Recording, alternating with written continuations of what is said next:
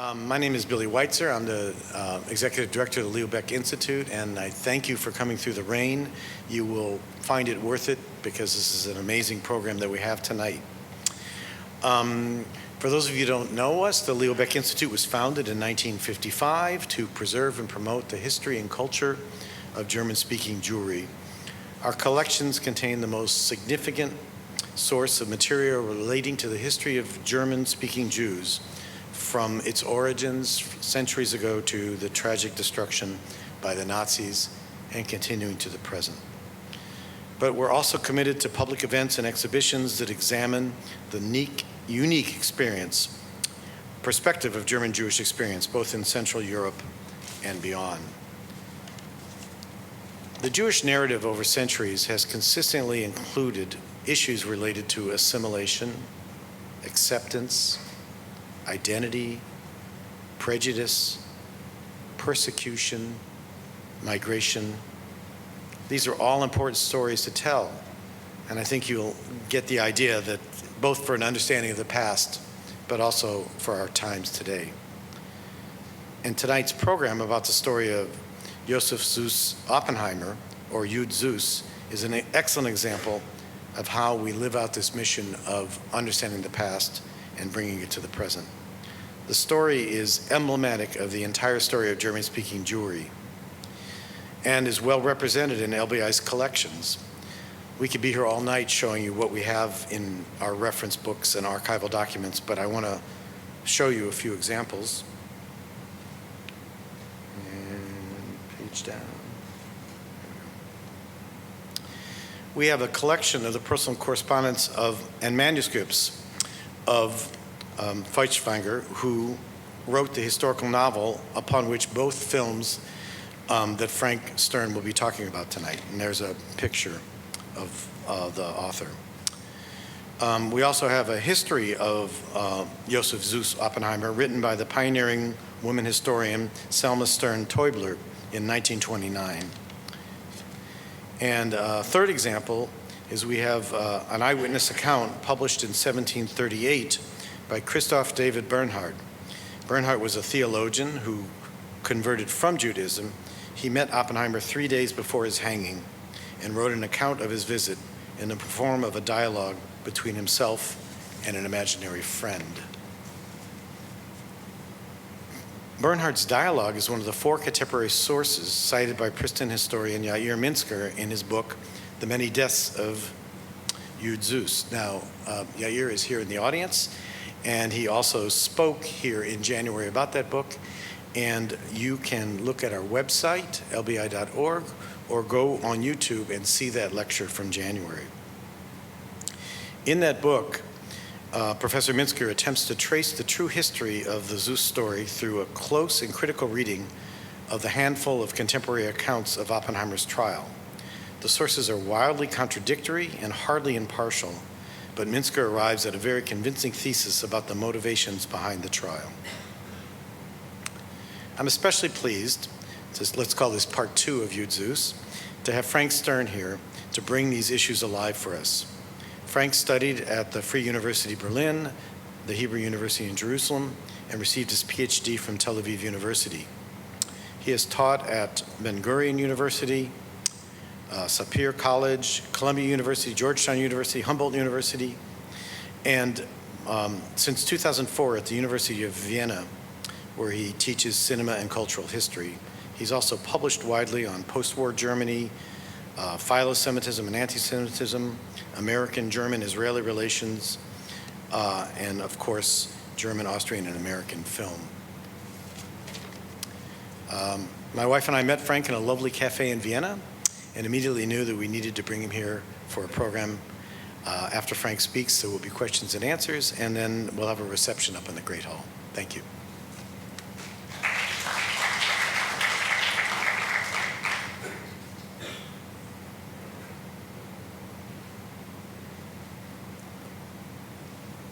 Well, don't think that I'm sitting in Viennese coffee houses all the time. Well, I'm very grateful to be here tonight. I'm very grateful for the invitation. It's my first time in this beautiful auditorium, and the building. I was more related to the old LBI building and archive way back in the 80s and early 90s. Now, you have heard a lecture and an analysis of the real Joseph Süss Oppenheimer as it was reported. Now, I'm not dealing with Joseph Süss Oppenheimer. I'm dealing with film today. Not documentary film, but feature film. And, well, I just see I have to start. This is, by the way, you didn't switch it, The Many Deaths of Jules Süss, the book. The author is sitting there. If you have a book with you, he can sign.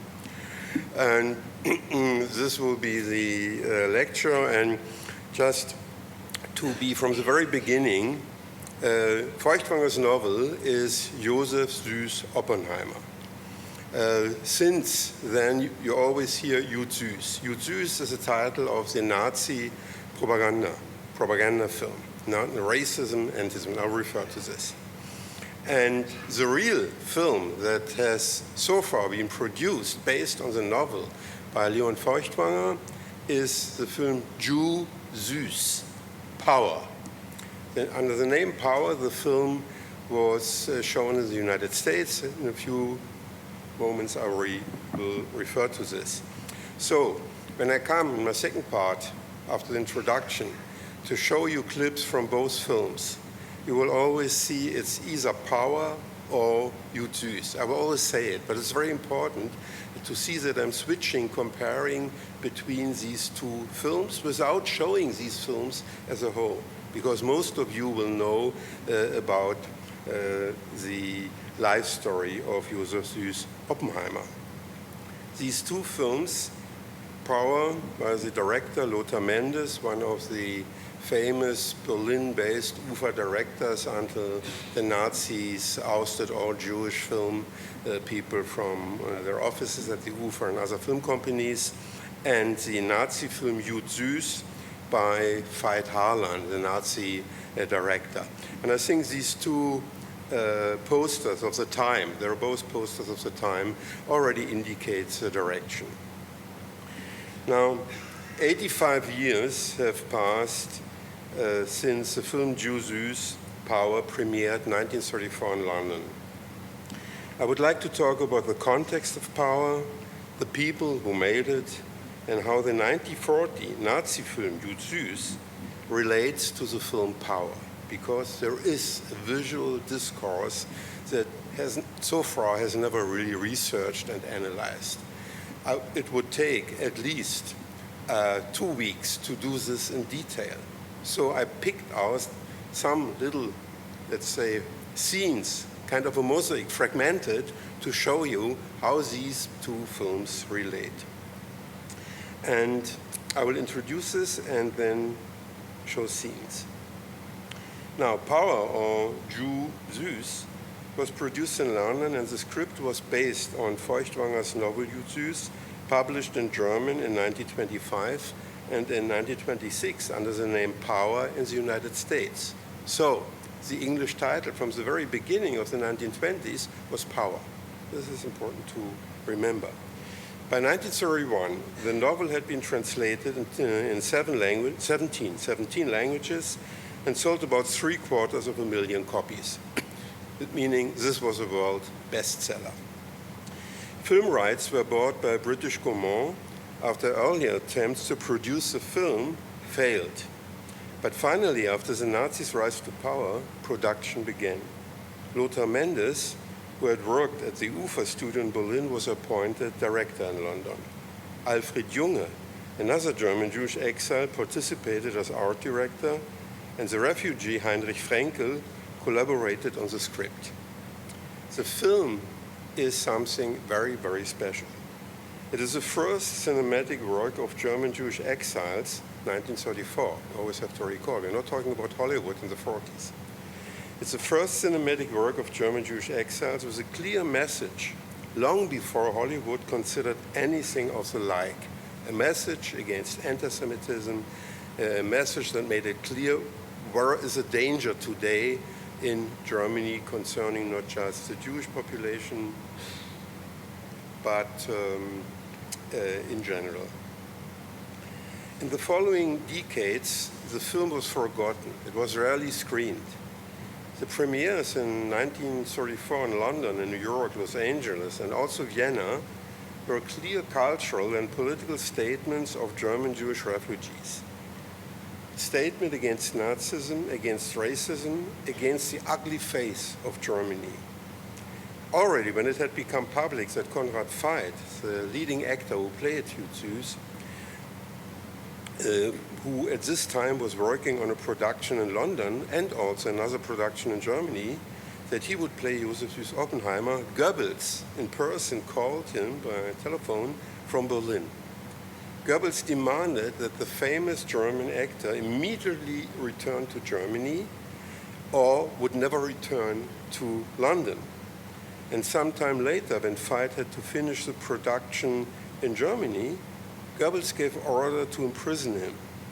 But British pressure forced Goebbels to let him go. He informed the Gaumont, the production company, Goebbels informed the production company in London that Veidt was seriously ill and couldn't go to London.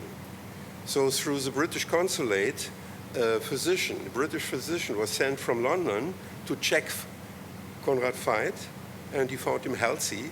And so in order not to have a diplomatic scandal between Berlin and London, Goebbels had to agree that Veidt could leave to London. There's a legend that when leaving Germany, Konrad Veidt had to fill out a form at the border asking for the reasons for going abroad. He scribbled the word Jew, but Veidt was not Jewish. He never returned to Germany, and after the production of a number of films in London, he and his Jewish wife left for Los Angeles. He had worked in the 1920s in Los Angeles and now continued in many Hollywood films. He died in 1950 in Los Angeles.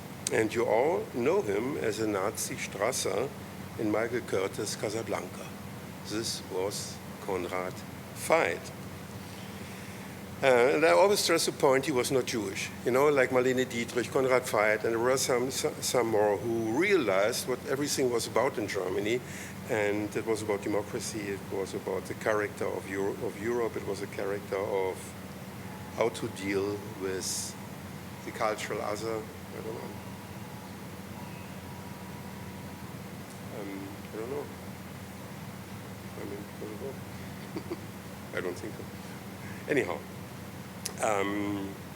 because every time I say anti-Semitism, it makes beep. Okay.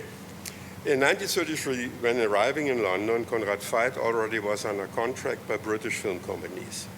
Among the first films was, and this is another highlight of German, so to say, Jewish history, the film was The Wandering Jew. It was planned already in 31, 32, and came out in 33, and was kind of a trailer for Power. Because the film's The Wandering Jew, hidden in historical costumes, the film tried to create an understanding for the century-old plight of the Jewish people. It only was a trailer, so to say, for the following successful film Power, Süss. There are remaining copies of this film, The Wandering Jew, but it doesn't have the quality of Power. The director of Power, Lothar Mendes, was born in Berlin, studied with his famous stage director Max Reinhardt, who also came to New York, worked in the late 1920s until 1933 in Hollywood, moved to London to work with the producer Alexander Korda, who in the early 1920s had directed films in Vienna. Although most actors in Power were British, many exiles worked on the set. I just want to mention two more exiles. Next to Konrad Veidt's character Süss, you will see in the film clips his friend Landauer, played by the German Jewish actor Paul Grätz. Paul Grätz had been a very popular comedian and actor in Berlin and Vienna. The camera operator Günter Krampf, who had worked with leading directors in Germany, was not credited at all for the work in Power.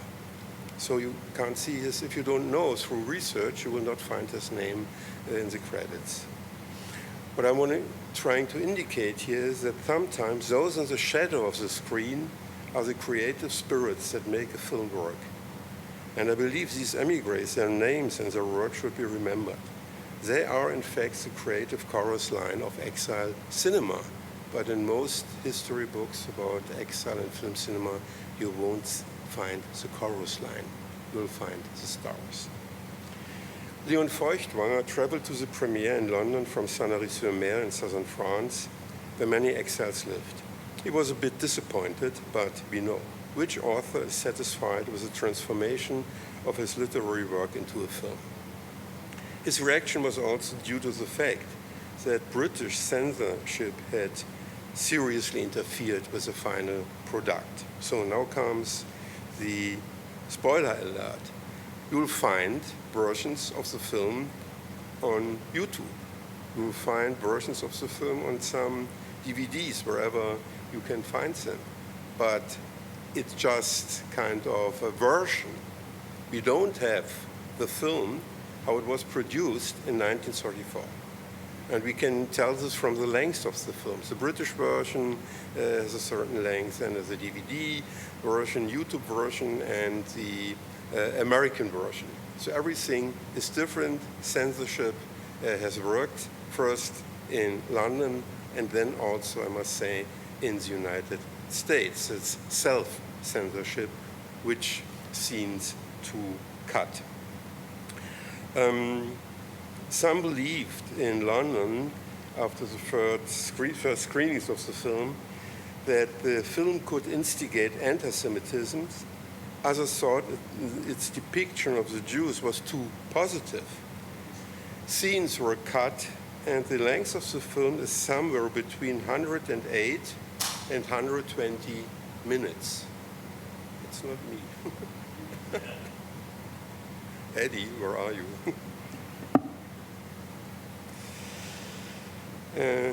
Anyhow, so you need 12 minutes for a feature film. This is a lot. And we will later on see in the Power film the scene where the Duke tries to abuse the daughter of Feuchtwanger. And this scene in the original, that only those who had been to the premiere in London, this scene is enacted before in front of a crucifix, a cross. And this was cut. This scene we know, but other things were also cut. So 12 minutes of German Jewish exile film production are lost, unless we'll find them somewhere in British archives. Anyhow, the film is excellent also without these 12 minutes. At the premiere in New York's Radio City Hall, back then, 6,000 seats, the soundtrack at the end of the film was tuned down, last 6 minutes, and instead a live orchestra played with a synagogue choir singing in Hebrew. So this I can't show. There doesn't exist anything. But okay, I'm more for the visual. So this was an event. It wasn't a German Jewish event, but it was an American Jewish event, and for days and days. But there are some problems also. I won't tell you now why the film score was tuned down and the live orchestra was playing and the synagogue choir singing. You will see when I show you this clip why. But in 1934, the press and the Jewish community in New York, they were divided. Rabbi Stephen Wise, one of the leading spiritual personalities at the time, used the film in his synagogue sermon about the danger of power the day after the premiere in New York. Outside New York, the film was not a box office hit, and the, let's say, conservative circles objected very much to showing the film in little and small rural cities. It was said back then that the film did not meet the Hollywood standards of the time, Variety wrote, Jew Süss is all Konrad Veidt, a consummate screen artist. In 1934, before the New York premiere I just described, and with all the press rumors about the film and its depiction of Jewishness, the producer of the film, Michael Balkin, went to Princeton to see Albert Einstein. The film was shown at a private screening in the university cinema. Balkin remembered that he returned to New York, I quote, with a written endorsement of Jew Süss from the great man Einstein. So you can imagine how the discussion was going on. Is it dangerous? Is it good for the Jews? Is it not good for the Jews? Rabbi Weiss, well, we don't need Jewish power. And Einstein, of course, we need Jewish power.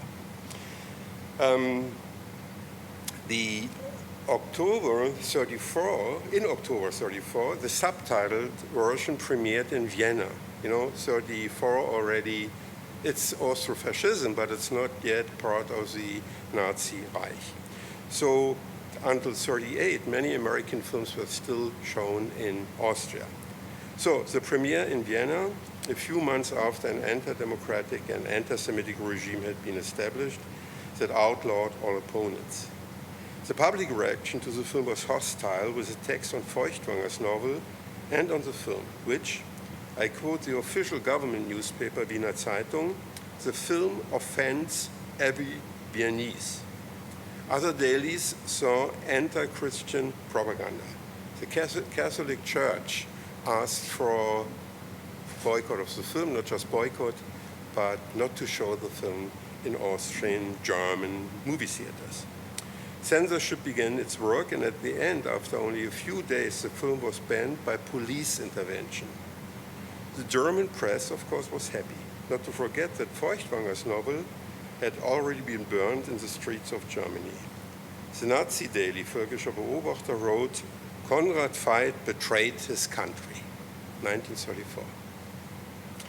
When the London press reviewed the film in 1934, and the film was also reviewed in quite a relevant number of German journals and film papers, film journals in Nazi Germany. The German Minister for Propaganda, Goebbels, became furious. Those he had ousted from the German Aryan community, and even non-Jews like Konrad Veidt, dared to betray the new Reich with anti-German and pro-Jewish activities. And that's when the second story begins. From 1934 on, Goebbels, the chief propagandist of Nazi film, began to plan the infamous anti-Semitic film Süss, produced in 1940. This 1940 film definitely is not a remake of the film of 34, because the 1940 film and its plot are based on German anti-Semitic literature and tales about Süss, Oppenheimer, and not on Feuchtwanger's novel. The aesthetic and narrative power of the Exiles film was disturbing for Goebbels. He organized a number of secret screenings of the Exiles film in Berlin for the director, Veit Harlan, for the cameraman, the designer, and the leading actors of the film, so that they would know what German Jewish exiles, in order to betray Germany, had produced in London, and to think about it, how to produce by all sides, all forms, all structures of the Nazi film. The result was a racist film, a work of visual propaganda that became part of the brutal annihilation of the Jewish population all over Europe. Now, I've checked in the last few days a number of publications in Britain, in the United States, and in Germany. And most publications on the Nazi films, they don't mention what I will tell you now. The film was shown to SS troopers, Wehrmacht or police units on the evenings before the mass killings in the Polish, Ukrainian, and White Russian villages and forests. The Nazi film should motivate the soldiers to kill. It should endorse the belief in the myth of pure Aryan blood and contribute to the final solution. The film became evening entertainment for the SS and their collaborators in the concentration camps and camps of annihilation. We have reports from survivors from camps in Brandenburg in Germany who record after 1945 how the SS troopers, after seeing this film and being drunk, drove out all the Jewish inmates and killed some of them. So it's not just, we assume, we know that this film was the visual part, contributed visually to the so-called final solution. In short, this hate film was a racist and murderous response that had nothing to do with Feuchtwanger's novel. And most of the literature today just refers to the film as another Nazi movie. It is not another Nazi movie. About 10 million had to see this film, saw this film. It was a central point in Nazi propaganda and to, let's say, to change and to shift opinions towards the direction that the Jewish population in Europe does not belong. They are not humans. And the film tried to show, so to say, why Jews were not humans. However, aesthetics, as we all know, are vulnerable to ideological manipulations and the reversal of meaning. In terms of imagery and narration, many ideas and settings from the 1934 film were used by the Nazi filmmakers. They all had several times seen the film with Goebbels. Generally, this is a central element of German and Austrian visual anti-Semitism. To use images or mise en scène produced by Jewish artists, filmmakers, and actors, turn them upside down, and fill them with images and connotations of pure anti-Semitic hatred. Basically, it is one of the anti-Semitic convictions, for instance, that the Jew is masked and has to be unmasked and rejected. This reversal of integration, emancipation, and acculturation demonizes the Jew as the antichrist or anti-German who is accused of cunningly deceiving the Germans. You will see in one scene the young Faber, the young German in the Nazi film shows the true German will always recognize the Jew. It is a question of blood, appearance, body language, speech, and physical presence. The Nazi film's perspective is on the Jews as enemy within, not Russian slaves, but the enemies within. We will see examples. In contrast, the perspective of the British film power is on the non-Jewish and anti-Semitic environment and on the failing efforts to be accepted as equal as human beings.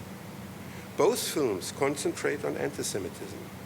Power aims at humanism and the Nazi film at annihilation.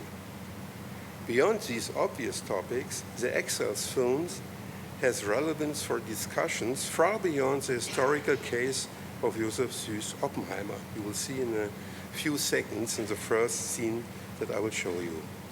Today, as we all know, power of Jews, be it in the diaspora, be it as a Jewish state, has become one of the main targets of current anti-Semitism. So the film power and the discourse and the plot and the message are, in fact, messages that relate to today.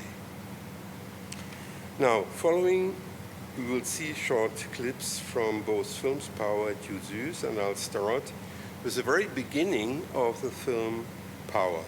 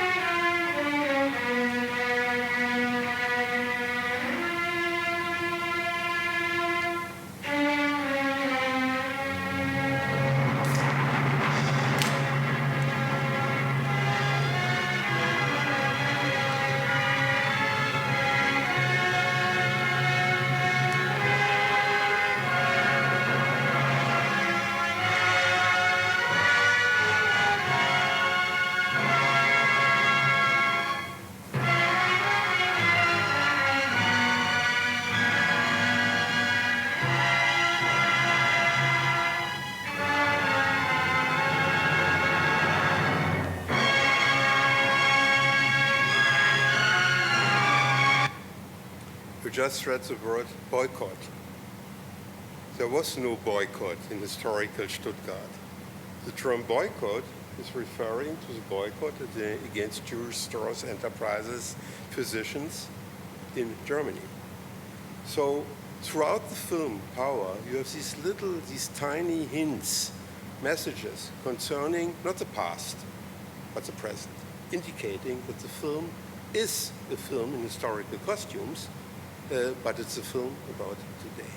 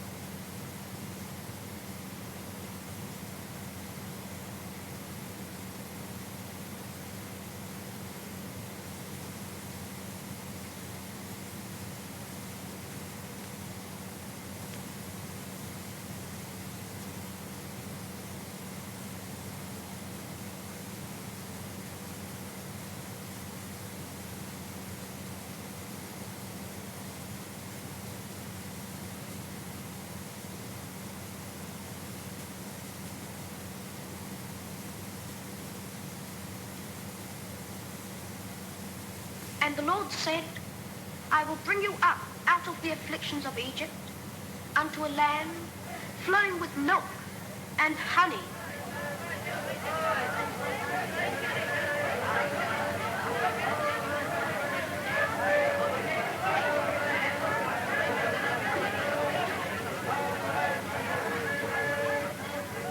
Flowing with milk and honey.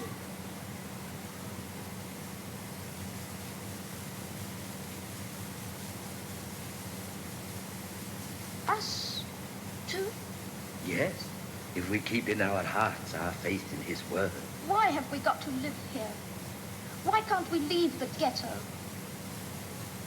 You can, but whether you live here in poverty or outside the walls in a palace, you will always pay the price of our heritage. Always? Who are we to question the ways of the Lord?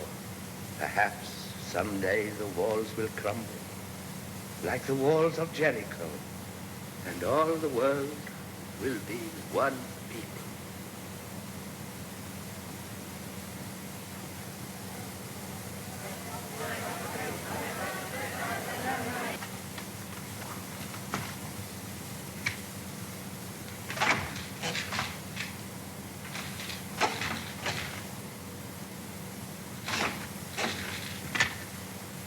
Mille pardon.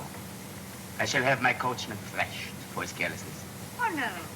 There's no need to be so unkind. You are right. I should reward you for having caused so charming a delay. Rapture! Jews!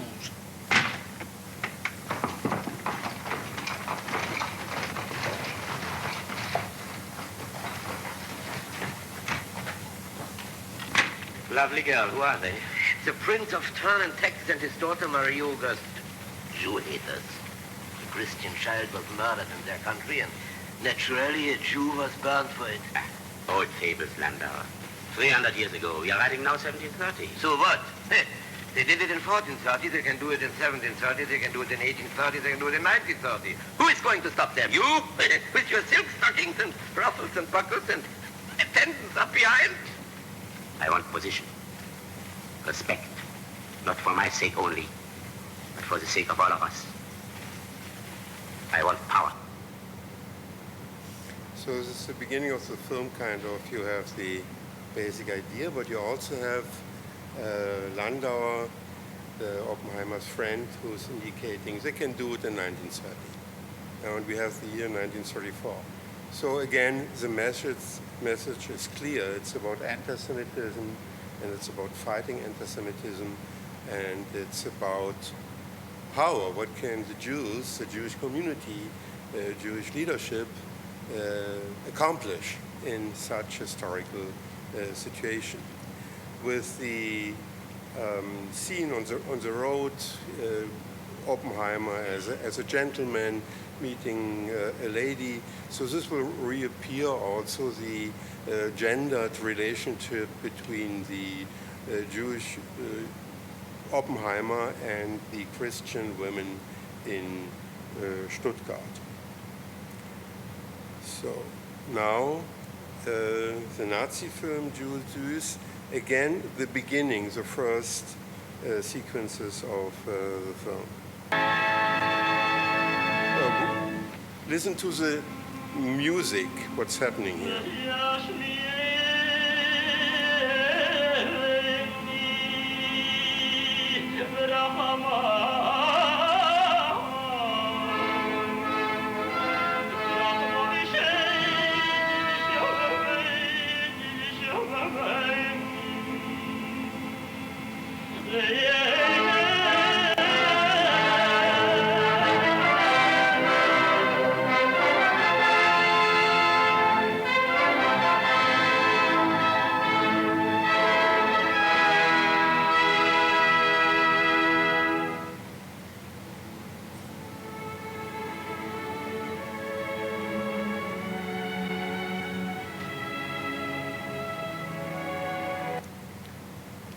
So the antagonism is introduced through the music. Besides that, if a cantor would sing like this, I would tell him, go home, don't sing in my synagogue. So it's gibberish, it's part Jewish words. And then we have the German kind of romantic music, and this is going through the whole film. The music is very important, the soundtrack, in order to emotionalize the audience and to transport messages that are not necessarily within the images or the spoken dialogue.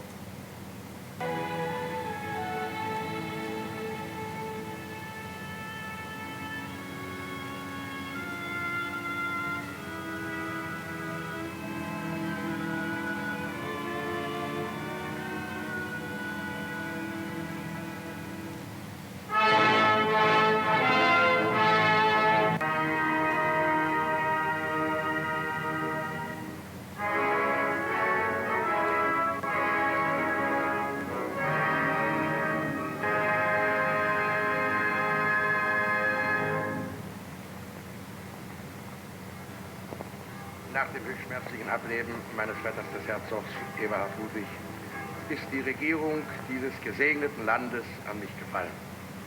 Und ich will mich in dieser Stunde mit meinem Eid, meinem Volk... So the perspective is from the German side on everything, and in the film Power, the perspective is from the Jewish side on everything that's going on.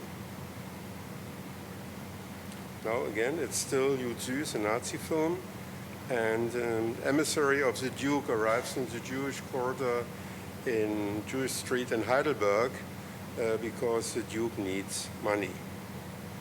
Ich wünsche Herrn Oppenheimer.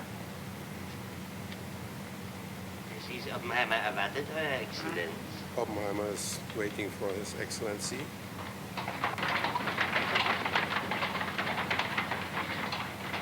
Ich sag, was sind die feine griechische Pinkel? What does this boy want from you, Jules Oppenheimer? Meinst du Geld? Does he want money? Yes. Aber wird ihm nicht geben. But he won't give Wird him. ihm geben. Wird viel wird ihm geben, weil hat Käpste. He will give him a lot Soll ihm geben. in order to Man take, kann nehmen. to take, Nehmen. take. Die andere Rebecca. Get dressed, Rebecca.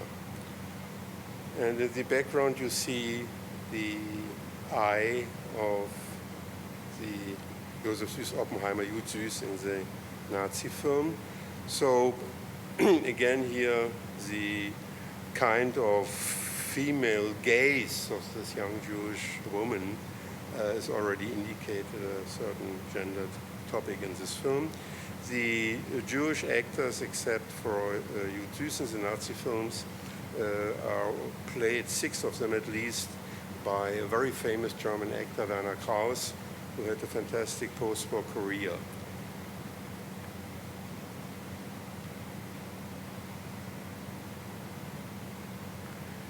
Now, in the same the Nazi film, Oppenheimer arrives in town, and he visits the home of this young woman he met on the road. So you see there are stories that overlap between both films. So he enters the house of this German family. No, sorry.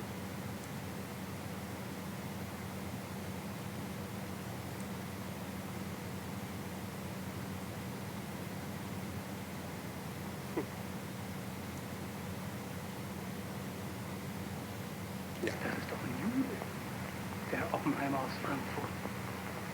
Wenn Ihr Mann meine Dienste gebrauchen sollte, ich wäre glücklich, wenn ich euch die Liebenswürdigkeit der Demoiselle-Tochter vergeben könnte. Sie haben ihn ja am Stadttor ohne weiteres durchgelassen. Ich irre mich nicht. Das ist ein Jude. Mein Herr, ich möchte euch empfehlen, die nächste Post nicht zu versäumen. Warum? Es eilt mir nicht. Ich habe noch Geschäfte in Stuttgart. Im Gegenteil, ich wollte mich eben erkundigen, ob man mir einen guten Gasthof empfehlen kann. In der Residenz Stuttgart gibt es keine Judenherbergen.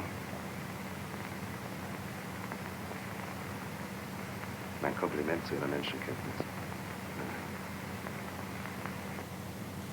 So in the Nazi film, when they recognize that he is Jewish, he lowers his head, kind of indicating a certain inferiority. So you have also not just music, you have all sorts of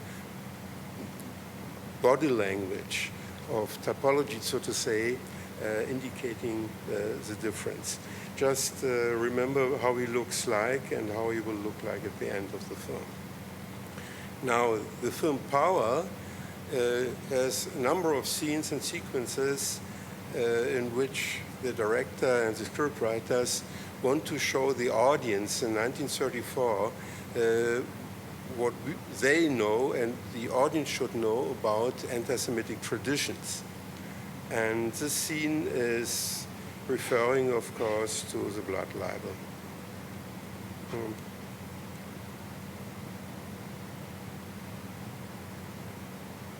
That Jew gets all the business. Seligman's got more useful stuff than you. You hold your tongue! Say down with the Jews! Say it! Say down with the Jews! Down with the Jews! Down with the Jews! Dance, Jew! Dance, Jew! Dance, Jew! Dance, Jew! Dance, Jew! Dance, Jew! Dance, Jew!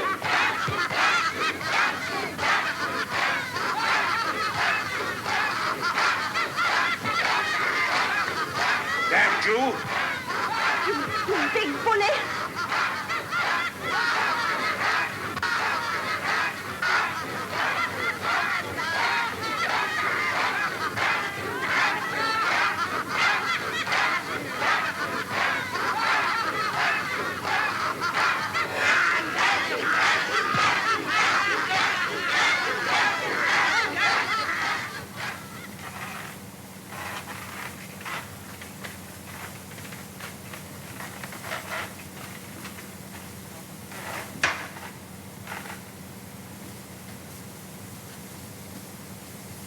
Leave it.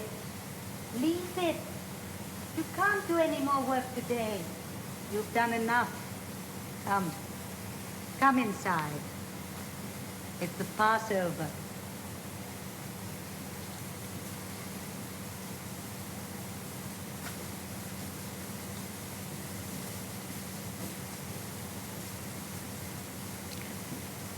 So part of the audience, of course, knows that Passover was a time for pogroms in Eastern Europe. So it's Erev Seder.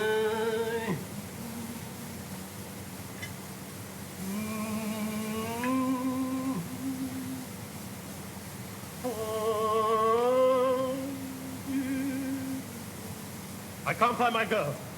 My Babette. I've searched everywhere for her. Everywhere. But I found this. That's blood on that. I found it by Seligman's stall. The Jews' stall. Isn't tonight their Passover? Don't they need Christian blood?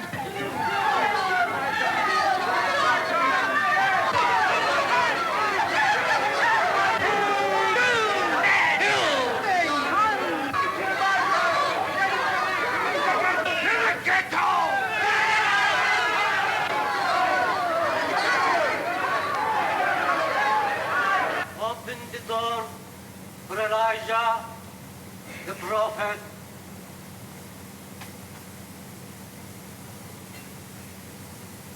So the old custom to open the door at Pesach.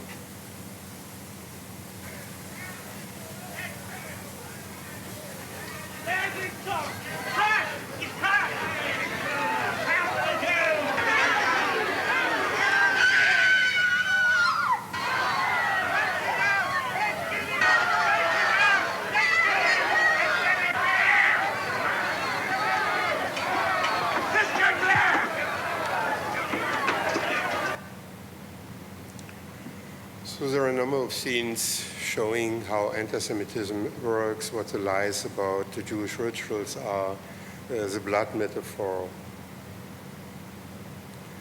And now power again, and the Duke, who has discovered that Joseph Süss Oppenheimer has a beautiful daughter, and he tries to abuse her.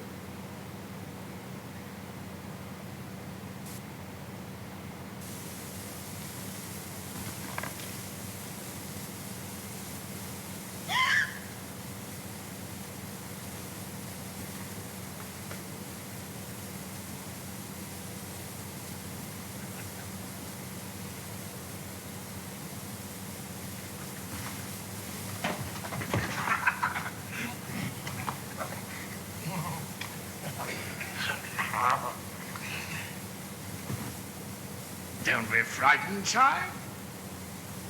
Don't be stupid.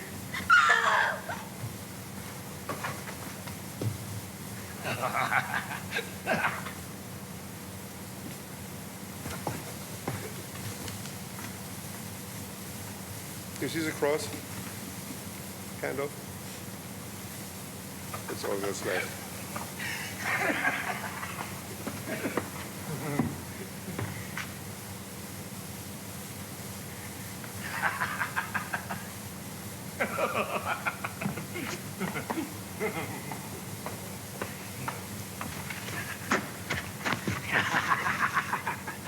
You little devil. How'd you manage to get here, eh?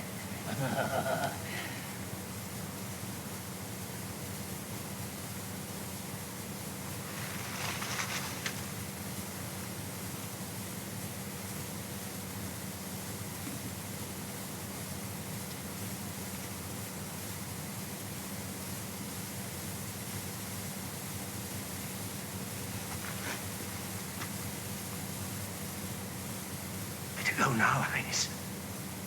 I've seen corpses before. I've seen 1,000 corpses on the battlefield. Men who died through me. Why should I be afraid of little dead Jewess? Better come away, Highness. No, no, no. It looks as though I was afraid of the Jew. Find the carriage. Dispatch it to Süss. Tell him to meet me here without delay. Highness. No other message.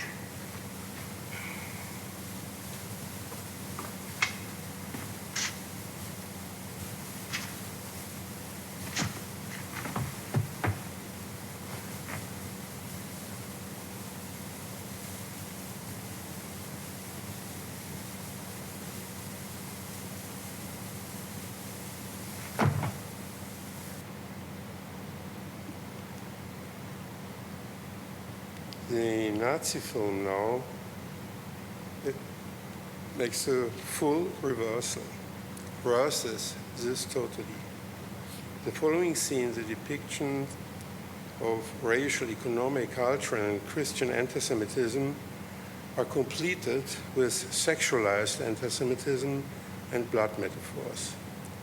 The Jew is shown as a brutal beast raping the innocent German woman who had come to beg for the release of her imprisoned father and tortured fiancé, the young guy we saw already. While she is praying, he mentioned that, quote, "Our God is a God of revenge, eye for an eye, tooth for a tooth." And the scene doesn't open with this image, but I thought it very important because if you keep on looking at this image with only a few seconds you can see in the film, you will see the Star of David on the left side of the bed. So the rapist, the Jewish rapist, does this kind of in whatever ritual or combination with a Jewish symbol. So there may be no question about who is doing what.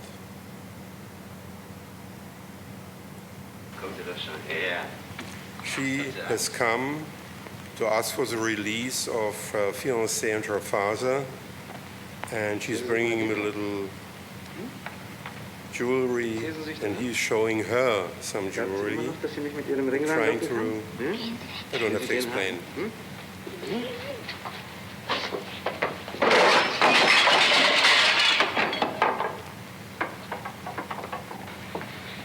Sie will ihren Vater und Mann befreien, ne? Geschickt fängt sie das an. Wenn ein Vogelsteller einen Vogel aus dem Käfig lassen soll, dann muss einen anderen dafür haben. Das sieht sie doch ein. To liberate someone from his cage, he needs another one. Los! So, the imprisoned fiancé is tortured. Macht dir das wirklich Spaß? Die Stimme kennen Sie doch. Nehmen Sie mal das Tuch weg. Take it away. Take it away. Hört sie noch was? Do you hear anything? Dann nimm's doch weg, mein Kind. Just take it, child. Jetzt gibst du mir mein Tüchlein aber wieder. Nein. I want it back. Gut, dann behalte sie. Aber... Was? She's praying. Bete nur zu deinem Gott. Bete nur. Aber nicht nur wir Christen haben einen Gott. Wir Juden haben auch einen. The Jews also have a Der God. Gott der Rache. Auge um Auge. Eye for an Zahn eye. um Zahn. Tooth for a Bedankt sie tooth. sich bei ihrem Vater. Lass mich hinaus. Will sie, ich soll machen, dass die Hochverräter nicht erschossen werden? Rühre mich nicht an. Don't touch me. Dann kannst du dein Aktuarius wieder haben.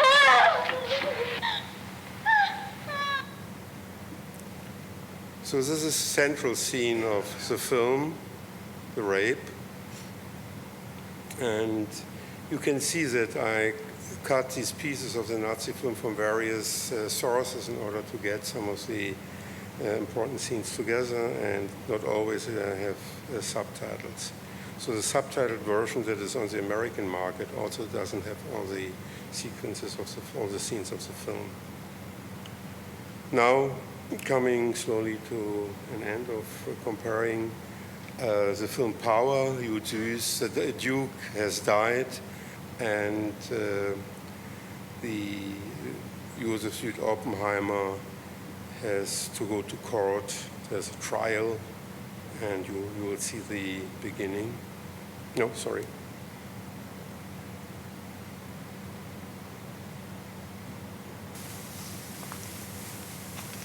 In the name of the Duchess and of the Constitution, I arrest you, Jew.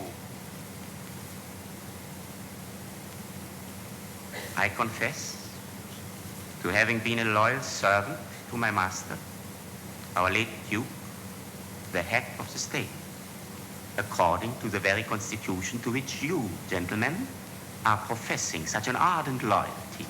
If that is treason, then, gentlemen, I am being tried by traitor. Stop quibbling, Jew.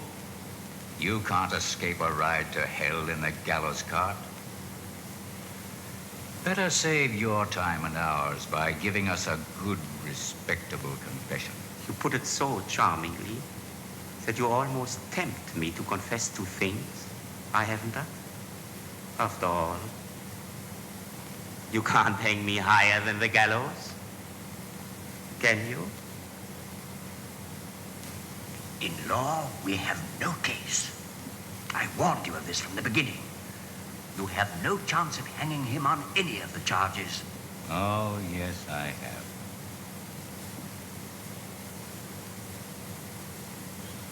President, that law is forgotten, out of date. It has not been enforced for 200 years. Still on the statute book. And I can think of no man to whom it should be more applicable than Süss. Have you had carnal relations with Christian women? I had no idea that I was facing a court of morals. But if the court requires a complete list, of all my transgressions since I arrived at manhood, together with the ladies' names and their addresses. I can only refuse. You've heard the prisoner's own admission. Under Article 47 of the Penal Code, it is clearly laid down that a Jew who has relations with a Christian woman should suffer death. Gentlemen, if you wish to condemn me to death on this score, I admit you can do it. The entire Holy Roman Empire will laugh.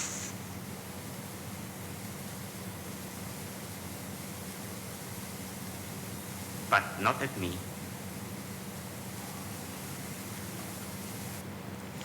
So now the Nazi film, and you will see the mise en scène, everything they stole, but it's another meaning, another message, and the focus is slightly different. And besides, he's losing his his mask, his body language. He begins to talk like Yiddeln, as I said it. Was mich hier beschuldigt, habe ich nur getan, auf Wunsch und Befehl von meinem Herzog. Im Freibrief steht's drin, braucht's nur nachzulesen. Ich bin nichts gewesen wie ein treuer Diener von meinem Souverän. Wollt nun endlich beschließen, ob dieser Freibrief, dieses Stückchen Papier, dem Herzog abgeschwindelt, das Register dieser Untaten auslöschen kann. Wegen ab, Gerüchte nach dem Gesetz. Wir geben uns zur Beratung. Jude, der Zunftmeister der Schmiede spricht zu dir. Regt sich nicht dein Gewissen? Ach, lass ihn doch. Sagtest du nicht, dass man dich nicht höher hängen könnte als unseren Zunftbruder, den Schmied Hans Bogner? Schweigt und wartet, bis er verurteilt wird. Nach einer monatelangen eingehenden Prüfung haben wir die Gründe für die Anklage für Recht gefunden. Ihr kennt sie. Erpressung, Wucher, Ämterhandel, Unzucht, Kuppelei und Hochverrat. Aber weit größer scheint mir die Schuld des Juden, wenn man sie an der Schande, dem Schaden, dem Leid ermisst, die unser Volk durch ihn an Leib und Seele erlitten hat. Und darum meine ich, jetzt sollte so he's the father of the young girl who Süss had raped, and she committed suicide. Sondern nur was rechtens ist. Recht nur Freispruch. Ihr habt das größte Leid erfahren und füglich das größte Recht zurück. Leid spricht nicht recht. Auge um Auge, Zahn um Zahn, das ist nicht unsere Art. Fragt nur das alte Reichskriminalgesetz, da steht's für alle Ewigkeit. So aber ein Jude mit einer Christin. So aber ein Jude mit einer Christin sich fleischlich vermenget, soll er durch den Strang vom Leben zum Tode gebracht werden. So you have a reference again to intimate relations, the death penalty, but it's referring, kind of creating an atmosphere in the audience, within the audience, that the poor girl who was raped by the Jew committed suicide. And so it can't be revenge, but it has to refer to law and order, to the criminal tradition of Germany. So this is, in fact, brilliant script writing if you want to promote anti-Semitism.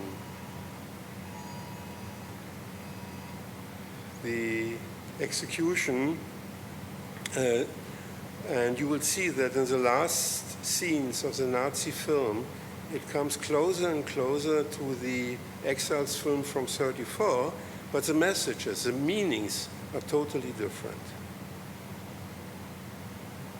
Meaning that the Nazi filmmakers, Goebbels, and also Feuchtwanger, the director, realized the narrative and aesthetic power of the 1934 film.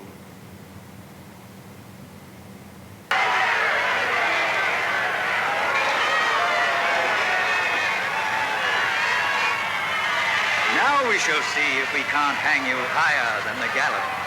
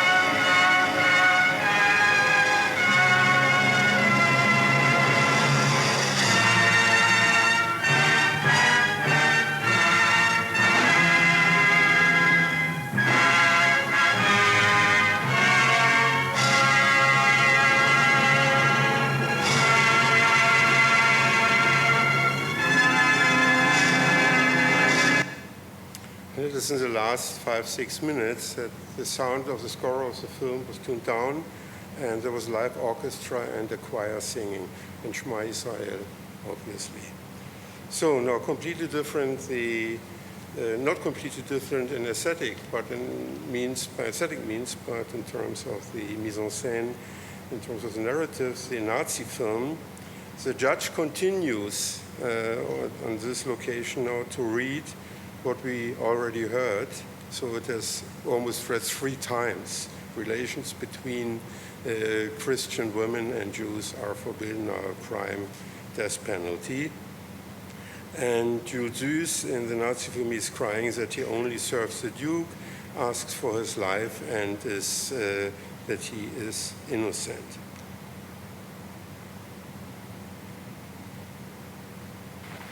Wo sich aber ein Jude mit einer Christin fleischlich vermenget, soll er mit dem Strang vom Leben zum Tode gebracht werden. Ihm zur wohlverdienten Strafe, jedermann aber zum abschreckenden Exempel. So that's what the same petition.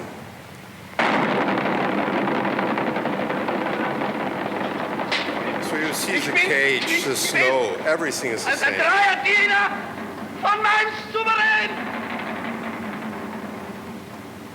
Was kann ich dafür, wenn euer Herzog ein Verräter gewesen ist? Ich will hier alles wieder gut machen. Ich schwöre es euch! Nehmt euch meine Häuser, nehmt euch mein Geld, aber lasst mir mein Leben! He asked for his life, and he can take all his money and everything. He's innocent. Armer Jude, lasst mir mein Leben! Ich will leben! Das Leben will ich! Leben!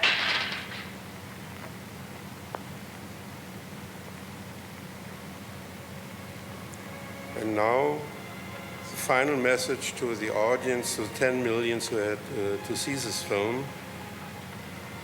Die Landstände verkünden durch meinen Mund den Willen des württembergischen Volkes. Alle Juden haben innerhalb 3 Tage Württemberg zu verlassen. Für ganz Württemberg gilt hiermit der Judenbann, gegeben zu Stuttgart am 4. Februar 1738. Mögen unsere Nachfahren an diesem Gesetz ehren festhalten, auf dass ihnen viel Leid erspart bleibe, an ihrem Gut und Leben und an dem Blut ihrer Kinder und Kindeskinder.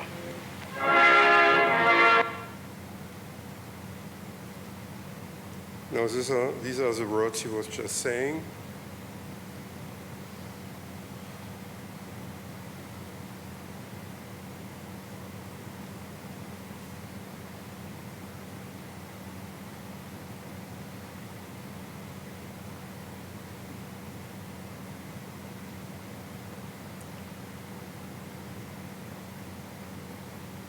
So at the end, we have the blood metaphor at the very heart of the right-wing populists all over Europe, and not only there.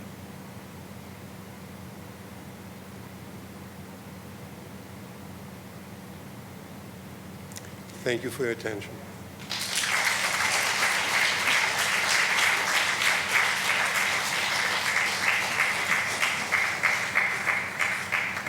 So any question or comment will be welcome. We have a microphone, I think, so that all will hear.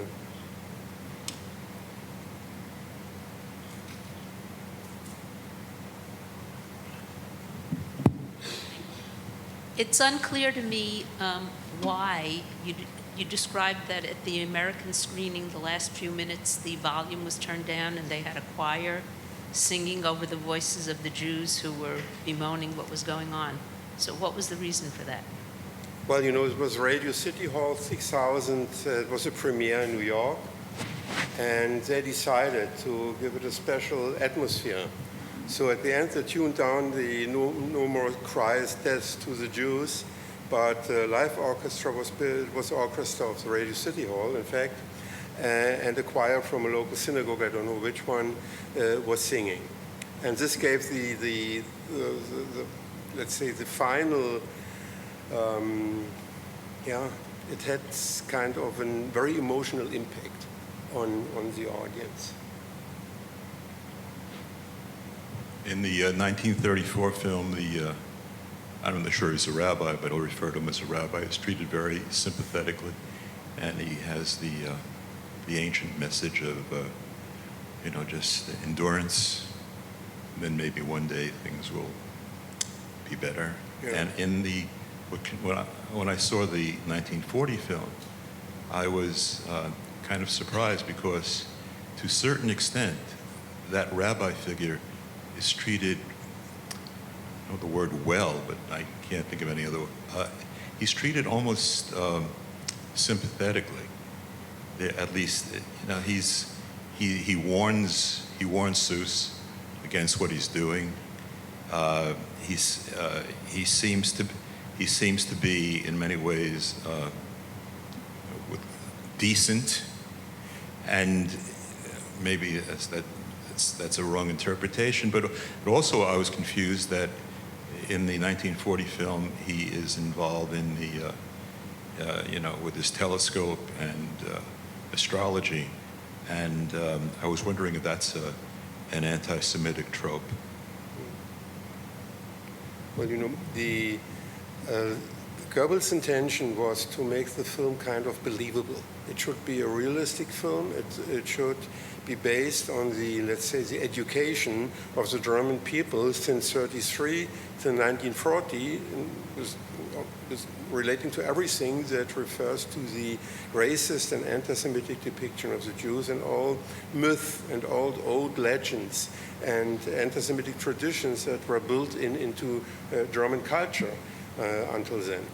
And so there was the Christian thing, the economic thing, and then at the center the sexual thing, of course, and power. And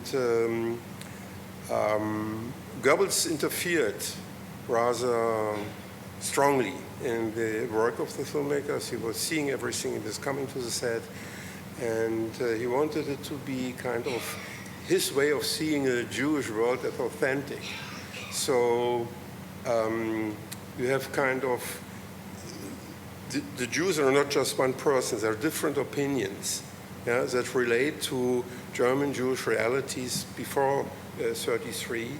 And in order to have characters playing the Jewish extras also, Veit Harlan had the possibilities to deport Jews from the ghettos in the East for shooting the scenes in the studios in Berlin with, let's say, Jewish masses. So this film was a state-organized anti-Semitic enterprise on the highest level of UFA film production. Because there are many, many scenes and sequences that are filmed brilliantly. And at the end, they had to learn from the Jewish filmmakers in London how to stage the mise en scène for the trial and for the execution.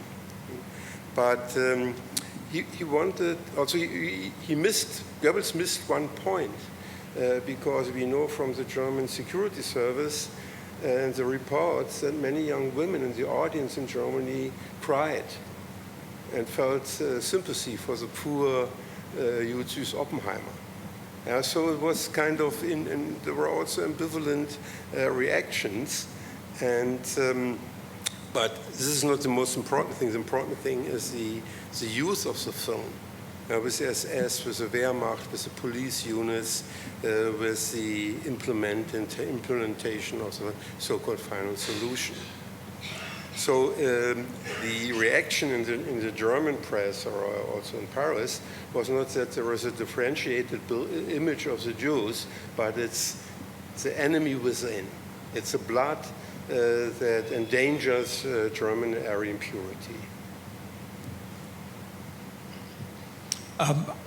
In the 1940 movie, the text starts with, "This is historically accurate," which to me is pulling no punches, just that blunt comment. The other piece, I found a site where both movies seem to be uncut, and I didn't know if at the beginning of your talk you said it's hard to find the uncut movies. Did I miss something? No, it's, one has to be very careful which copy one is using. It's also something for film historians or historians of Jewish popular culture, how you deal with films with Jewish topics or anti-Semitic topics, the films that had been premiered and then later on. And that's why I give always the example of the Radio City Hall premiere. We don't have any documentation in terms of audio. We have no recording of this premiere at the end. So when dealing with visual aspects, sometimes we have to relate to remembrance, to recollections, to biographies, like the legend about Conrad Veidt leaving Germany and scribbling Jew, like things like these. Just to follow up, the movie I saw for 1934 was listed as 1 hour and 48 minutes. Does that mean anything in terms of me seeing the real movie? I would have to see it. Okay, thank you. I have a question in comparing the two films.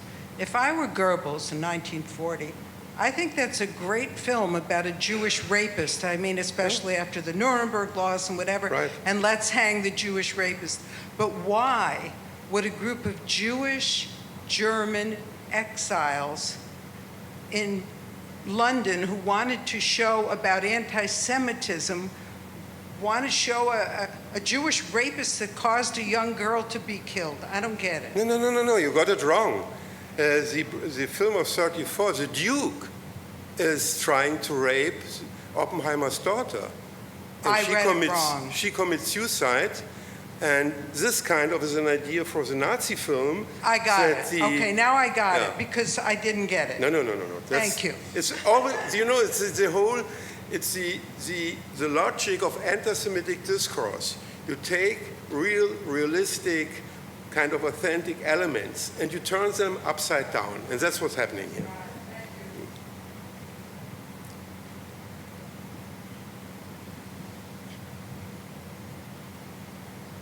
This is just a footnote. I wrote it to you. One German Jewish exile who's not credited in the film is a 14-year-old boy in the opening scene. Yes.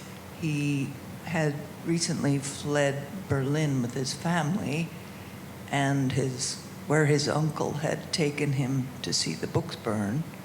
He didn't speak English yet. And he was paid as an extra £5, as I was told. It's quite a lot at the time. With which he was able to buy a bicycle, and the family had really no money.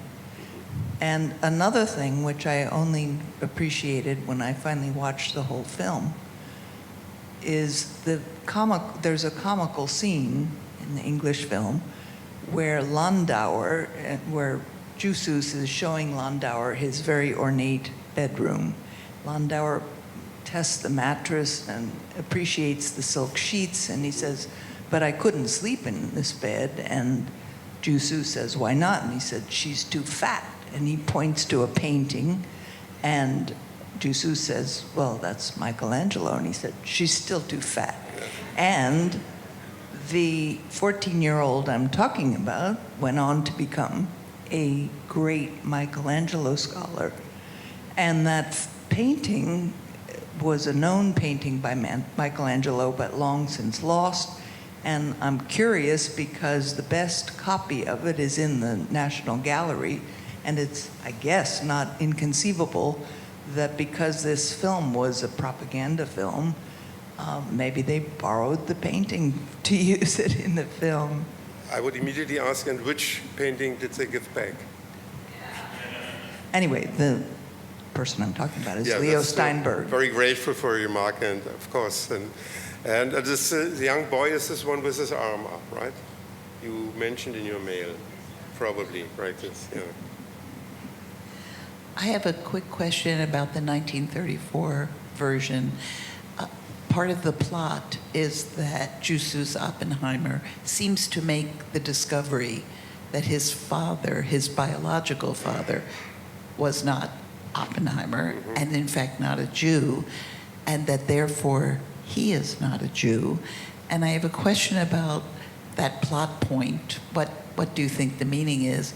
And then some confusion, since it would be his mother who would be important, and anything you can add. You know, since Leon Feuchtwanger published in 1925, people keep discussing this point. Why? And yeah, I can only say Feuchtwanger didn't ask me. I would have changed it, yeah.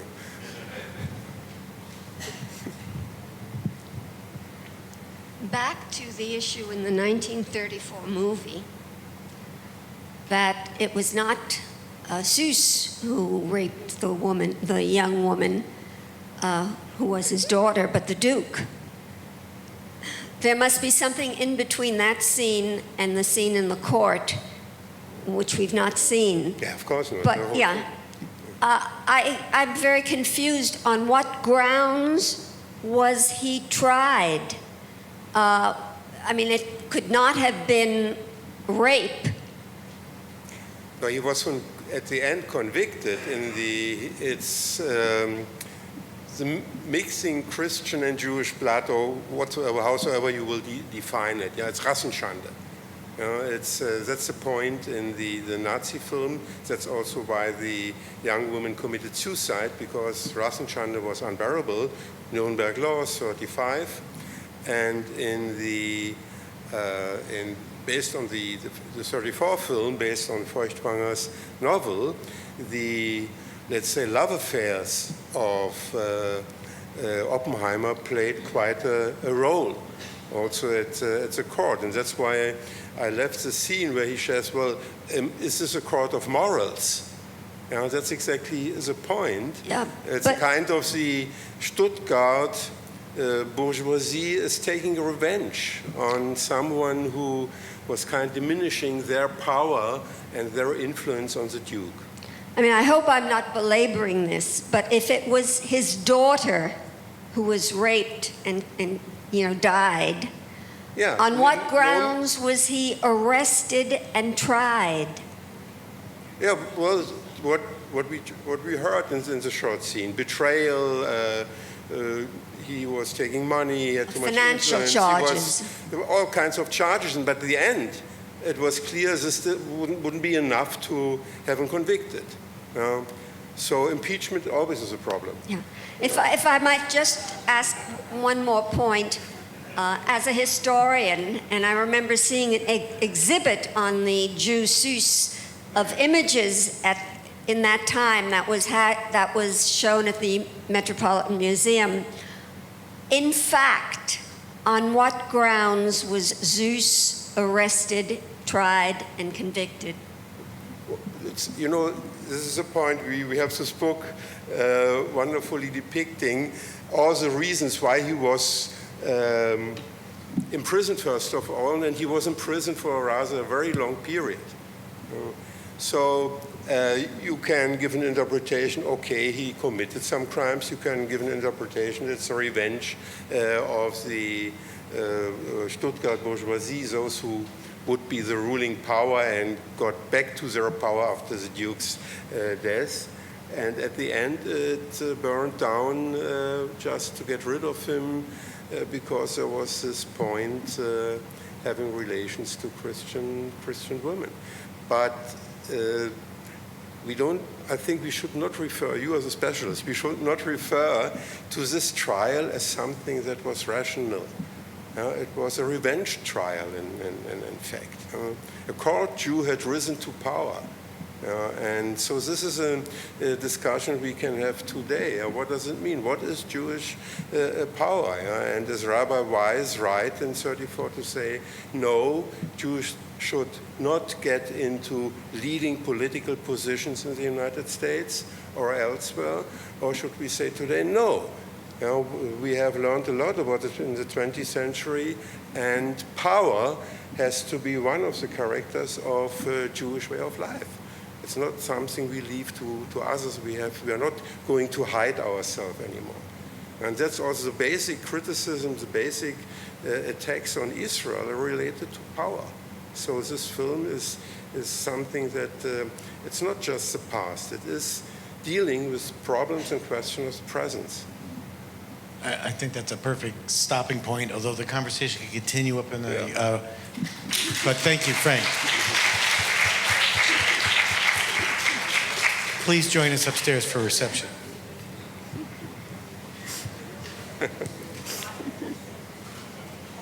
Yes. Great job. I liked it. At the end, I succeeded in managing this also. Now we have to... But that was really great, and I'm really glad I watched the 34. Yeah, of course, when it's... Yeah, but you know, I had to decide which scene